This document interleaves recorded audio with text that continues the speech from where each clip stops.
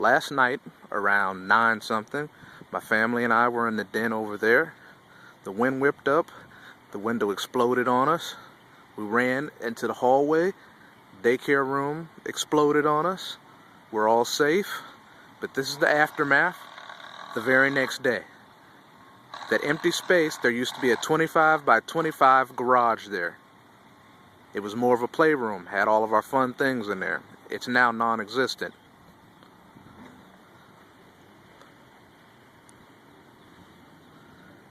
There are most of the contents of our garage.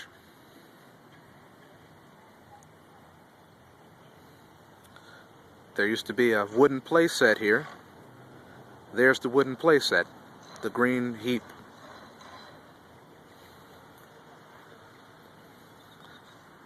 Back there is my garage and most of the contents.